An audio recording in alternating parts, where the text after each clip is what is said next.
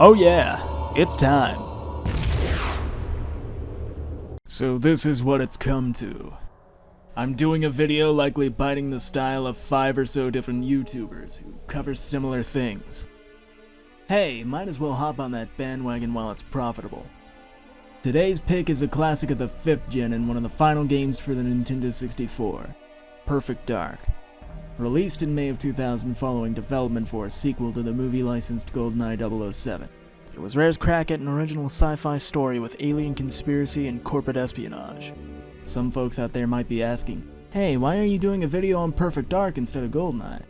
The simple reason is that it outshines its predecessor in just about every other aspect. GoldenEye may have been first, but it's bare bones in comparison.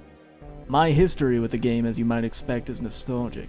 I was 6 years old playing this game with my siblings on the N64, enjoying the slideshow that ensued because the game was just too much for the system. This game and its predecessor GoldenEye were notorious for pushing the N64 to its breaking point, often reaching single-digit frame rates in multiplayer situations, and sometimes single-player as well. This is probably the only negative, aside from the dated visuals and clunky controls of the original release. Luckily, there are a few methods in which you can obtain this game. The best and most legal one aside from OG hardware is to get the 4J Studios remake. It runs at a consistent and smooth 60 frames per second with updated textures and models. It has all of the content from the original release.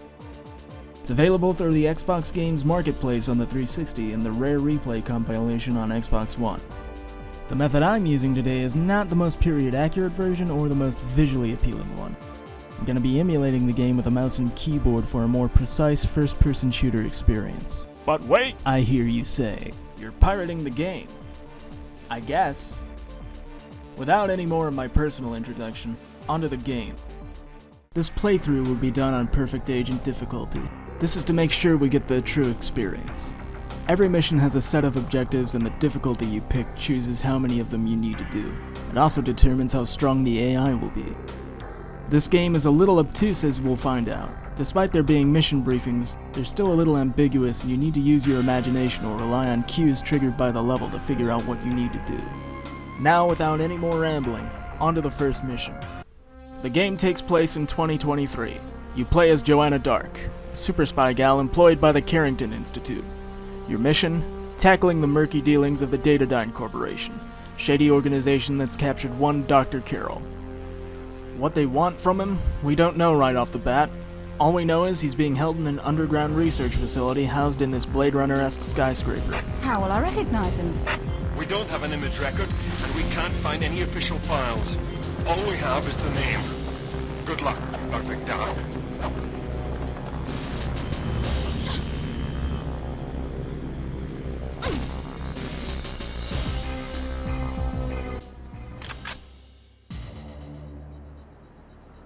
After this opening cutscene, we're dropped onto the Lucerne Tower, Datadyne's high-rise headquarters. You'll notice right away, for a Nintendo 64 game, this looks incredible. Most other FPS games on the console had limited rendering distances with vast fog. Not this one though, it's such a killer that it required additional memory to even access the campaign. Our first objective is to disable the internal comms hub. It's this computer terminal on the wall here. Throw your ECM on it and head downstairs. You might also notice, hey, the interiors are really detailed and full of all sorts of stuff. GoldenEye was also like this, but it didn't have the aesthetic that Perfect Dark nailed. We take stuff like this for granted nowadays because it's standard fare, but it really was something to behold back in 2000. Anyway, there's a little doohickey on one of these tables. We press the use button on it and unlock the doors in the middle of the room here.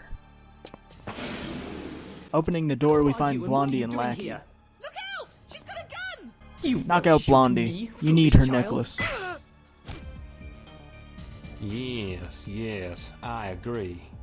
Personality is expendable in this case. My shrink says the same thing. No, I can start the process from my office terminal and delete the necessary files at the same time. I'll begin at once. While we're here, snag an extra pistol from this guy. Come here! This programmer guy runs from you and tries to hide in the panic room. Go in that panic room yourself and steal his hoarded weapons. You're the man to help me with it. Don't shoot! The hell does he need a laptop gun for? I can understand the pistols, but come on, man. Anyway, take a short elevator ride with this nutjob. We lead him to this computer for the next objective. I'm logging on now. Wait for him to log on, I'm in. and then knock his ass out. Whip out your uplink and participate in corporate espionage. And then casually leave the room.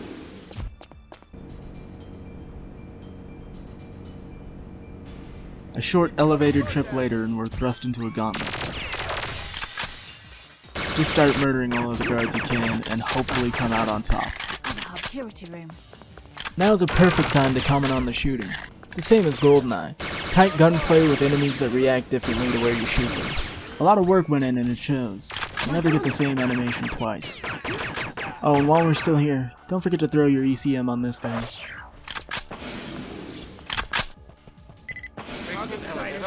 After wasting all your ammo, make a brake line for the elevator and voila, you're done.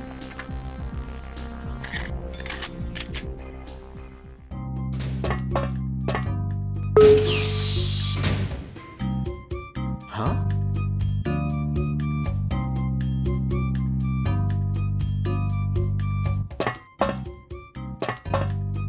What?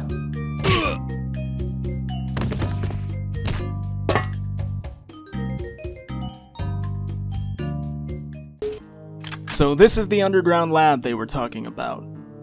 It's criminal how I've gotten this far without mentioning the soundtrack. Seriously, it kicks ass. It's one of Grant Kirkhope's best.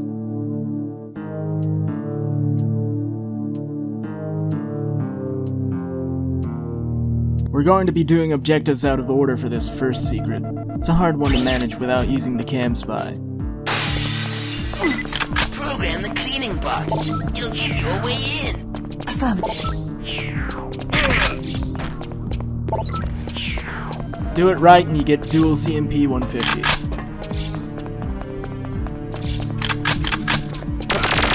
You have laughable accuracy while using both of these, and you chew through ammo faster. The level design is intended for you to go around the other way through here. Unfortunately, we're telling intended level progression to fuck off.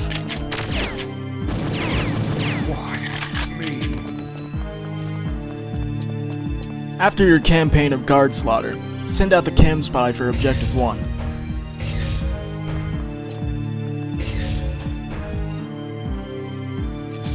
And then we go into the danger zone ourselves to get the last secret.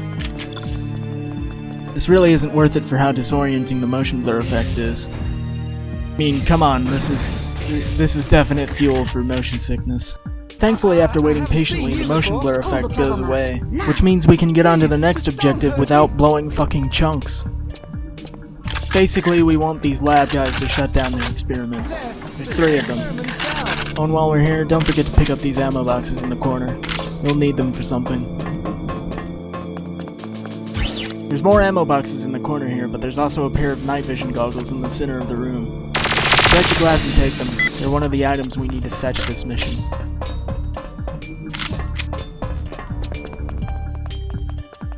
This is an awfully long hallway for this sort of thing. We've got it.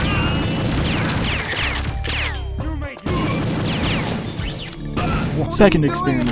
By now you know the Family drill. experiments. I'll shut it down. My experiments. Remember the ammo boxes hidden in the corner of the rooms?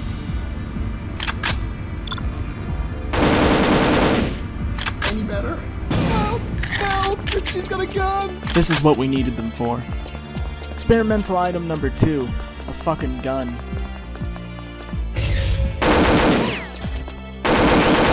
Not ragging it though, it's a pretty nice piece of kit.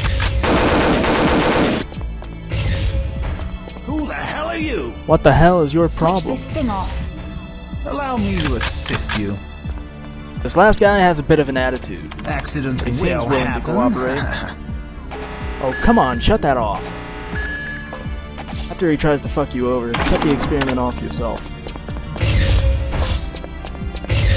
This little Roomba is what we hacked at the start of the mission. We need it to get past the lasers, but as you can see, I missed a couple cycles and now I gotta wait a minute or two. Any day now.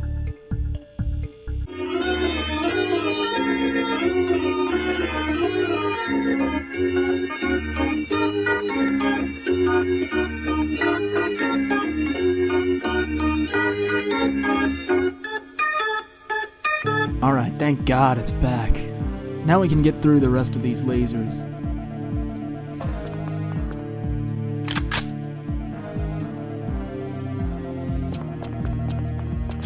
After a brief stint playing Mission Impossible, we get to kill another room full of guards.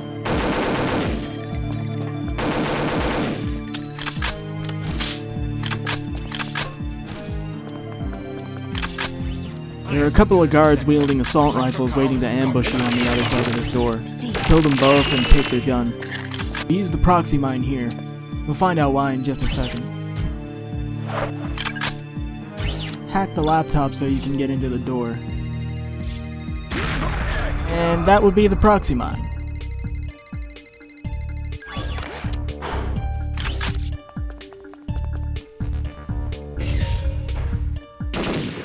You know, I'm beginning to wonder if these guards were ever people with actual families. At this point, it's a little immoral how many we've killed.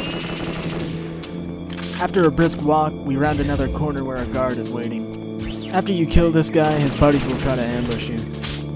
Unfortunately, this situation leaves us so outnumbered that we have to throw our gun away and surrender. After that little skirmish, walk up here and get the last experimental item. As soon as you nab that shield, you're in the home stretch. Don't be fooled that you're safe to just run ahead, though. Yet another nasty trap, these turrets will eat you up. Keep your distance and destroy them. And don't forget this last one. After all's said and done, we get to meet the mysterious Dr. Carroll. Surely he's nothing special, just some egghead in a lab coat that we gotta bust out of here. I'm a computer. And I spoke too soon. Stop all the downloading.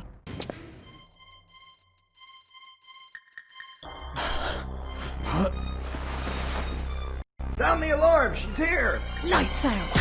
Oh! Could've left that guy on the bottom floor after she left. Just saying. What the? The night vision goggles we picked up in the last mission are used here. Also, it's an escort mission. Lovely, isn't it? Anyway, our first goal is to headshot 7 guards without being spotted. Lock down the ground floor. Get The to 7th one will elevator. drop you a Magnum. Understood. There's nothing particularly special about the Magnum other than its slow trigger pull and over-penetration.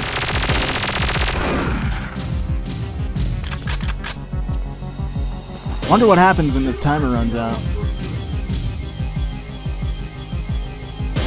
Dear God! If there's one thing escort missions have taught me, the best way to play them is to not do an escort mission. After taking the elevator up, shoot this guy and take his key card. You'll need it later. And here we're introduced to Cassandra's elite bodyguards. You can tell they're elite because they use shotguns.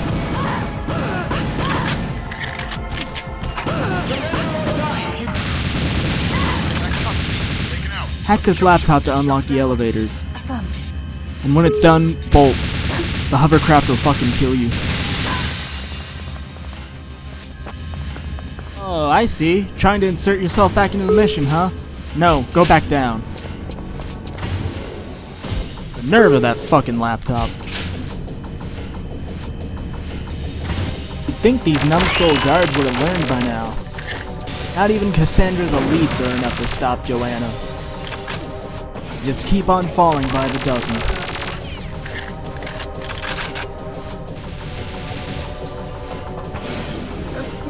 If I hadn't poked my head further around the corner here, I would have thought they were playing Twister. Stop annoying me! Will you just hurry up? After watching them bicker, steal the rocket launcher that they were setting up. Briefly pop into Cassandra's office and pick up a grenade. We'll use this in just a second, but let's go ahead and take care of that hovercraft. You want this grenade to land right by that wall. After the wall blows up, go in and pick up the dragon. Also look at the Easter egg cheese. There's one in every level. We meet again, girl. Oh, You've you know become it. quite It an won't be the annoyance. last time either. Remember what happened to me when that timer ran out? Do the same thing to these guards by flipping the light switch. Any bodyguard, stand there. After you've killed all the bodyguards, it's time to finally ditch this skyscraper. Understood. Going somewhere? Something I can do for you, old woman. Return our sapient immediately. You don't know what you're doing. Yes, I do. I'm leaving. One more chance. Give it back. And you could come and work for me. Sorry, gotta shoot.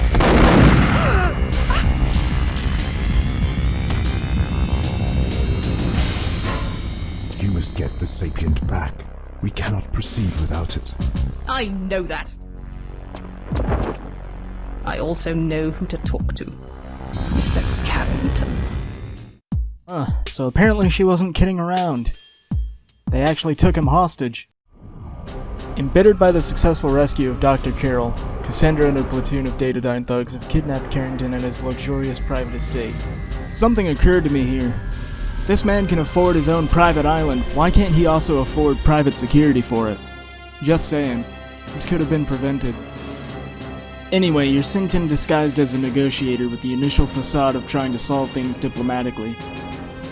Of course, very obviously though, that's not gonna happen.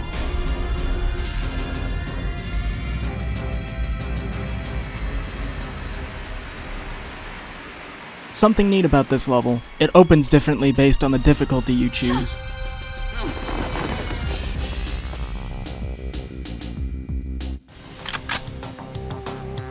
Instead of being the negotiator, you're actually saving her. Anyways, for a nice clean start, we disarm these guards. And then we start killing the rooftop snipers.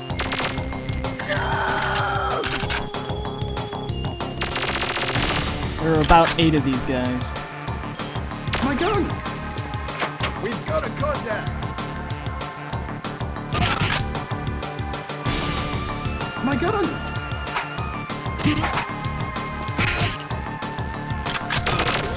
An engine limitation of these games was the fact that enemies couldn't see through glass. He's trying though. He's trying. Let me give him a hand.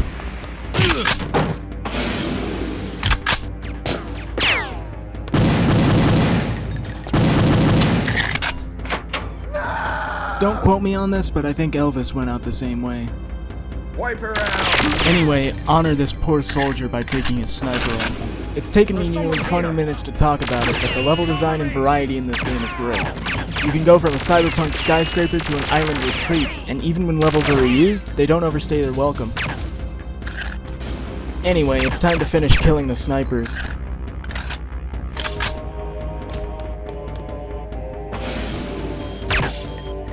Oh, and this mission starts you with a laptop gun. We're gonna use it as a sentry here, though. Head outside to the helipad and destroy this crate. Inside it, you'll find a Devastator. It's an aptly named grenade launcher. Intruder alert! My gun!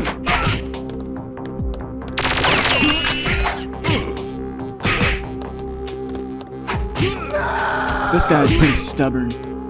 Won't concede until you beat him to near death. Just gotta pick off these guards here, and this guy is... Come on, just gotta kill him. Let's just say that never happened, okay?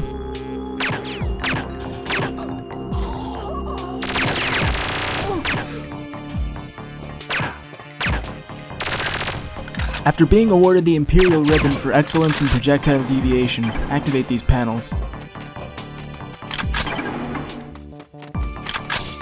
Now we have to stop some hackers. We got hackers at the villa. We gotta stop them before they get to our files.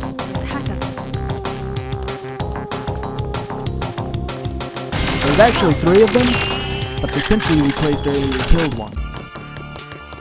Now it's time to stampede through the wine cellar and rescue Carrington. Get her!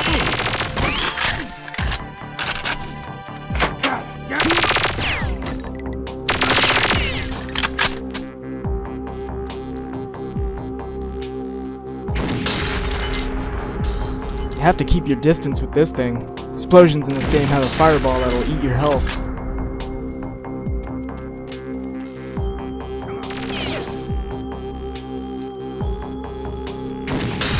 Now that we've finished everything, time for some Easter eggs.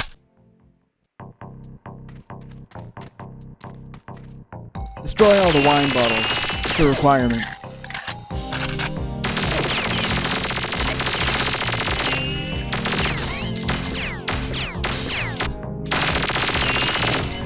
I wonder how the devs come up with this stuff.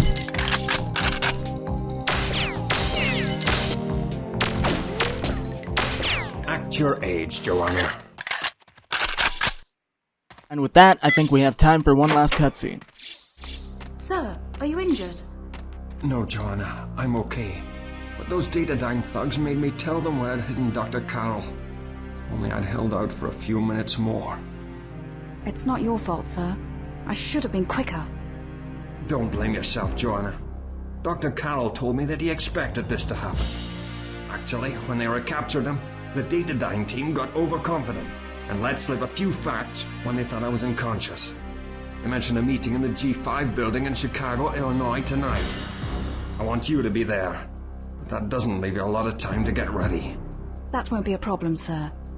So, did Dr. Carroll have any useful information for you? Oh yes, indeed. He certainly did. And I'll brief you when you're on your route to Chicago. We might still be able to help him, even after those butchers remove his personality. He thinks they'll keep a copy of it in a safe place. About time I called in some friends to deal with Datadyne.